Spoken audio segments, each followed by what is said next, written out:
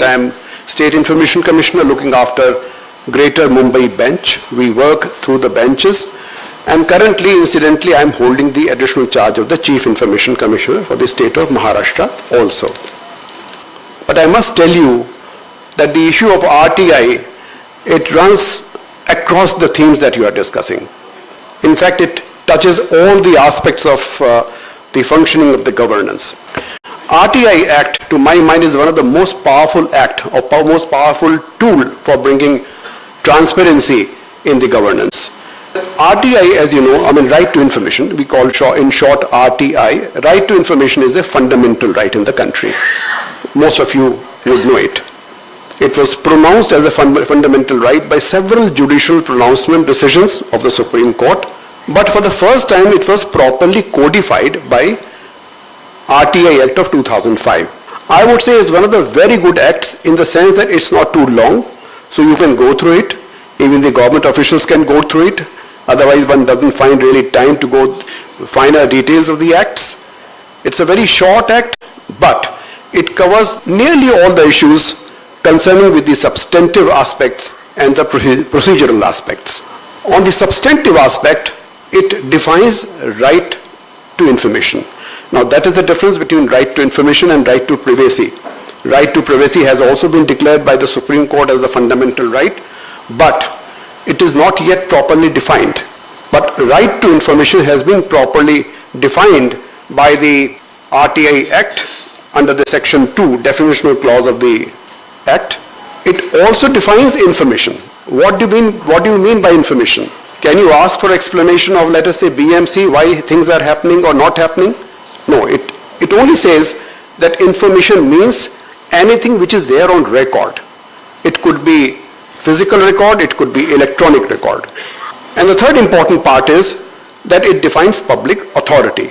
Oftentimes, there is a confusion whether the cooperative societies, which I think session you are going to discuss in the afternoon today, are also public authorities under the RTI. So, of course, the answer is no, but there is a confusion. So, for that, Section 2H of the RTI Act very clearly defines who all are public authorities, who are mandated to appoint a public information officer, and who are bound to reply to the RTI queries by the citizens. In short, all government bodies are public authority. They are definitely covered by the RTI. May it be government, maybe my own commission, maybe BMC, they are all covered. Any institution which has been established by the government under any law or under any regulation are also public authority. Otherwise, all other authorities, our other bodies are public authority if and only if they are getting substantial government financial support. So, these are three important clauses in the definition chapter of the RTI Act. Section 4 is very important. Section 4 says that it is mandatory for all the public authorities, government, MMRDA or whatever have we, to have their records set right, properly organized, properly classified and digitized. There was a time limit provided for digitization. That time limit has gone way back. So all records have to be digitized and have to be uploaded on the websites as far as possible. And then Section 4 also provides another clause called 4.1b, which says that the information which is concerned with general, public, that should be proactively disclosed on the websites. And this is, to my mind, the crux and the most important clause for the discussion today, which I'll come to a little later. But these are three important sections. Then comes information, Section 6 and 7. Under 6, you make an RTI application in a pro forma prescribed. Under Section 7, the information is given to you. Section 8 provides some exemptions. Not all types of information can be asked. There are certain pieces of information which are exempted, information which is concerning the national security or sovereignty, and several other issues are there. And then comes, to my mind, section number 18 and 19, which covers the complaints clause and the appellate clause. If you do not get information from the public authority, then you have an opportunity to file appeals. The first appeal within the public authority, and then the second appeal with the State RTI Commission. Now, what has happened since the enactment of this law? I will focus only on what happened in Maharashtra because I don't have any authentic data about the country as a whole. In Maharashtra, if you see, since the enactment, we received approximately 55 lakh RTI applications. Now that is all over the state, across public authorities. Some are at the Mantralaya level, other are at the field level. It's a pretty huge number. In terms of second appeal, the Commission received 2,77,000 second appeals.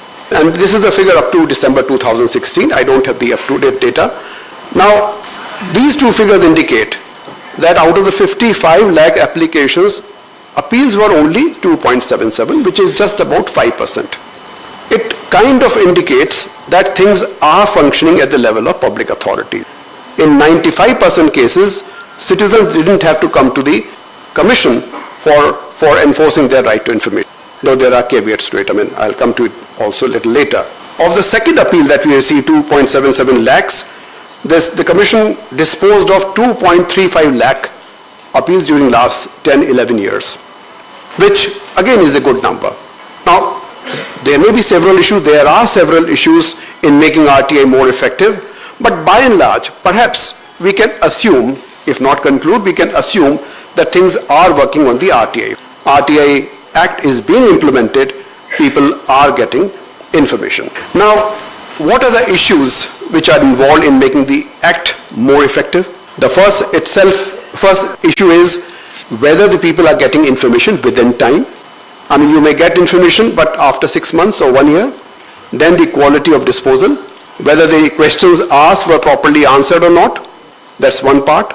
The second issue is that, is the public authority fulfilling its responsibility as the first appellate authority? The second part is that whether the Commission is doing its part properly. And to my mind, the fourth most important part is whether the provisions of Section 4(1)(b) of proactive disclosure are being properly followed or not.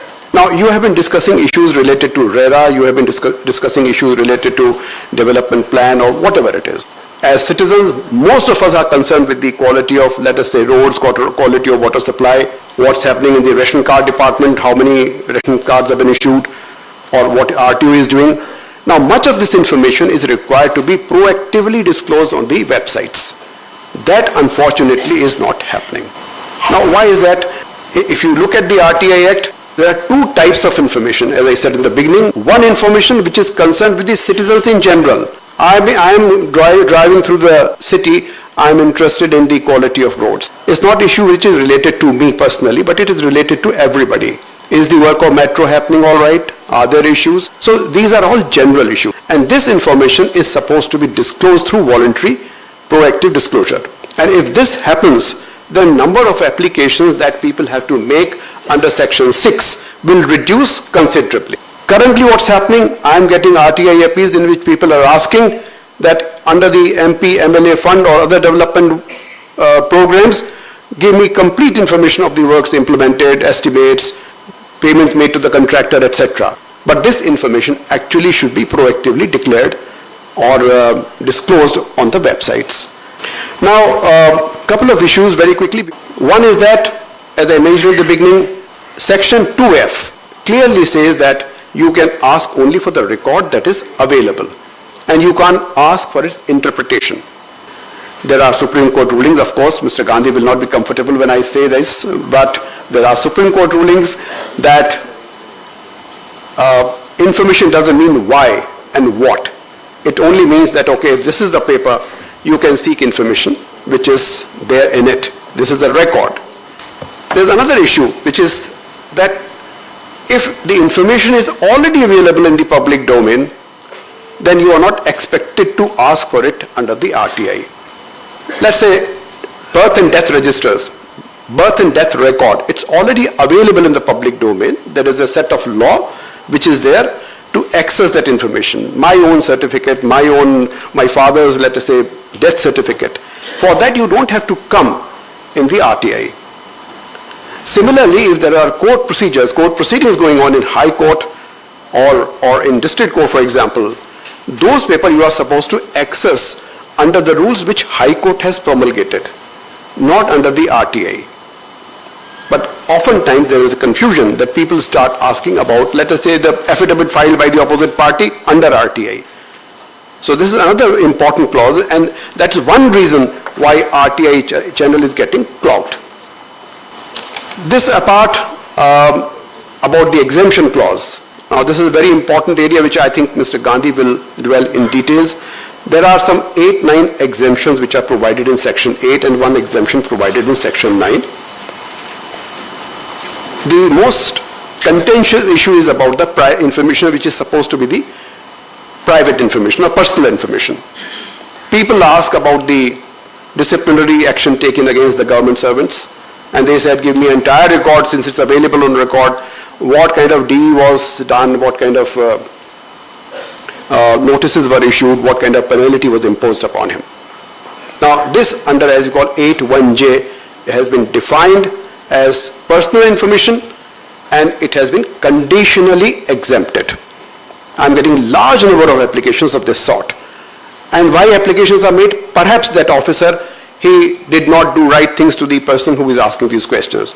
He didn't approve his file in time, etc., etc. But this kind of information, as I said, is exempted. However, if larger public interest demands, then even this information can be divulged. But for that, the applicants have to establish a case that yes, there is a genuine or larger public interest for divulging this information. So by and large, these are the important clauses related to RTI.